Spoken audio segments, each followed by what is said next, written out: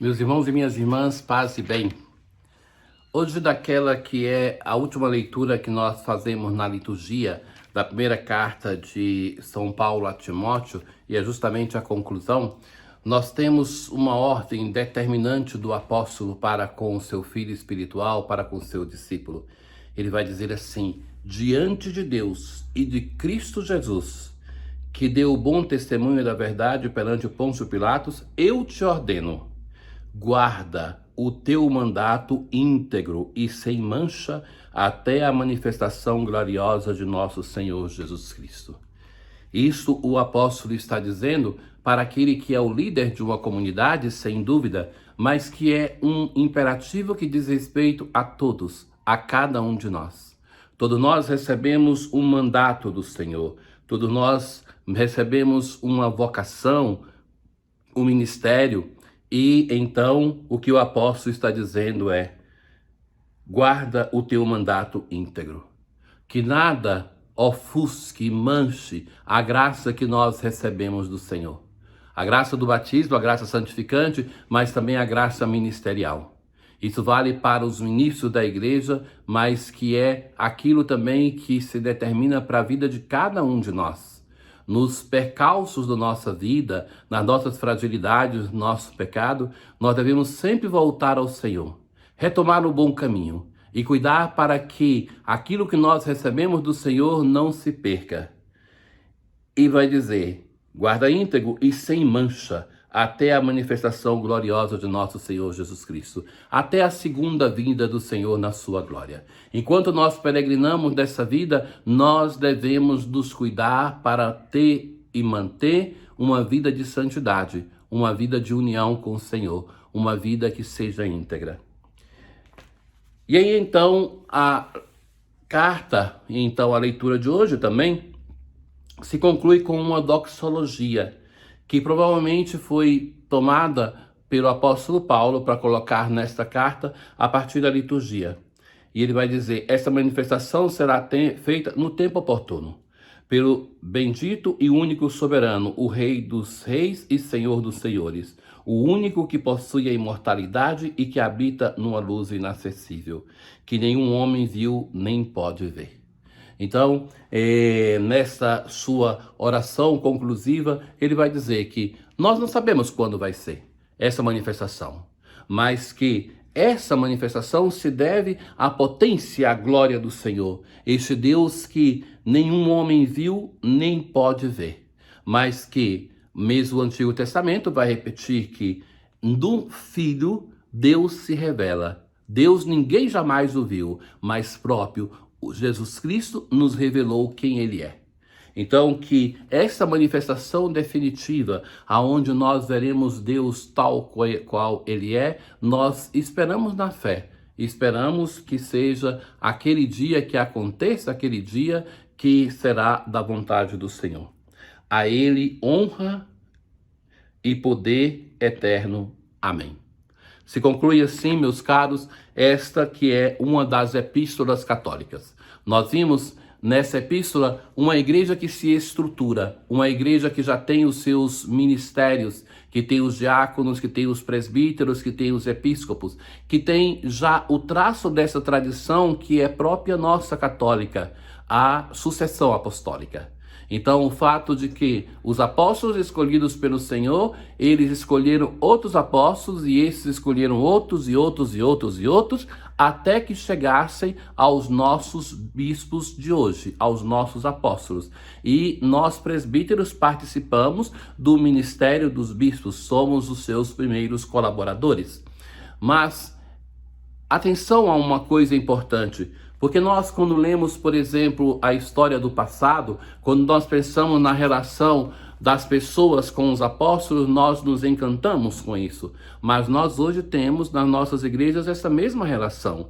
Os bispos são sucessores dos apóstolos. E como aquelas pessoas eram chamadas a escutar os apóstolos, Pedro, Paulo e todos os outros, Nós também somos chamados a escutar hoje os nossos apóstolos, os nossos pastores, os nossos bispos. E como deviam a eles dar obediência aos apóstolos, nós também precisamos obedecer aos nossos pastores, porque eles que foram escolhidos como os apóstolos pelo Espírito Santo, pelo Senhor Jesus, para governar a igreja. Então, é esse o testemunho também que essa carta nos transmite, além de que um convite ao próprio ministro, no caso Timóteo, para se manter firme na fé, para combater o bom combate, para ser fiel à graça que recebeu, mas que é um convite extensivo a todos nós e que nós também sustentemos os nossos pastores na sua árdua, na sua difícil tarefa de ser pastor do povo de Deus. Hoje no Evangelho nós vemos que se reúne uma grande multidão em torno de Jesus. Veja que Jesus, nesse momento, não está no início do seu ministério no terceiro evangelho, aquele de Lucas. Ele já tem um grupo de discípulos. E esses discípulos devem se perguntar: como é possível que um homem tão bom, um homem que faz o bem, não consiga ter discípulos em todos aqueles que o escutam? Por que as pessoas não se abrem à palavra de Jesus? Ou podemos perguntar hoje, por que as pessoas não escutam aquilo que diz a igreja? A parábola do semeador, ela vai nos dar uma resposta para isso. Então, começa essa parábola que é uma das mais conhecidas. O semeador saiu a semear. Uma parte das sementes caiu à beira do caminho, uma outra caiu sobre as pedras, uma outra caiu no meio dos espinhos e uma outra caiu em terra boa. E Jesus vai dizer: quem tem ouvidos para ouvir, ouça. Não é somente esse ouvido físico, mas quem tem o ouvido do Espírito, a capacidade de ouvir e fazer discernimento. E então os discípulos perguntam a Jesus em privado. Jesus responde: a vós foi dado a conhecer o mistério do reino, mas aos outros só por meio de parábolas, para que olhando não vejam e ouvindo não compreendam. Então eles têm uma experiência de escuta, de ação do Espírito, e que muitos outros escutaram Jesus e não deram atenção, não fizeram um caminho de conversão. Então vejam que a eficácia da semente não é questionada. A semente é a mesma que cai nas diversas terras, mas o produzir frutos depende da terra que a acolhe. É por isso que Deus não nos obriga a uma conversão. Deus respeita a nossa liberdade. E vai depender essa palavra de produzir frutos a partir daquilo que cada um de nós é capaz de acolher. O mesmo anúncio feito pela igreja em uma missa, em uma homilia, por exemplo, está caindo na terra que são todos os fiéis ali presentes. Em alguns vai produzir frutos eficazes, queremos sempre que sejam em todos, mas a parábola vai nos alertar que não é assim. Então, a primeira semente que cai à beira do caminho, depois vem o diabo e tira a palavra do coração deles. Então, essa semente cai, é acolhida e rapidamente ela é retirada pela força do tentador. Depois tem aqueles que são as sementes que caem entre as pedras, e elas então produzem logo um crescimento com alegria, porque no meio das pedras tem pouca terra, então ali ela logo encontra aquela terra, ela germina, mas bate na pedra e depois dali ela não tem por onde crescer. Então aquelas pessoas que ouvem a palavra de Deus e escutam com euforia, quem sabe participam do encontro e no outro dia já pensam que estão transformadas, mas aí então, como não tem raiz em si mesma, então elas acreditam só por um momento, mas na hora da tentação voltam atrás. E depois aquela que caiu no meio dos espinhos, são aquelas que ouvem, mas com o passar do tempo são sufocadas. E Jesus vai dizer pelo quê?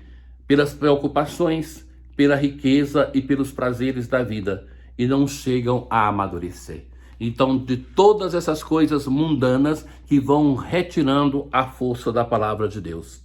E o que caiu na terra boa são aqueles que, ouvindo com um coração bom e generoso, conservam a palavra e dão frutos na perseverança. Então, isso, a palavra-chave de dar-se o tempo sem esmorecer, crescer, ter perseverança e constância, aí sim a palavra de Deus produz fruto. Na verdade, nós não somos sempre uma dessas terras, mas na nossa vida se alterna isso. E sejamos atentos para que a palavra de Deus produza fruto em nós. Tenham um bom dia, o Senhor esteja convosco, Ele está no meio de nós. Abençoe-vos o Deus Todo-Poderoso, o Pai, o Filho e o Espírito Santo. Paz.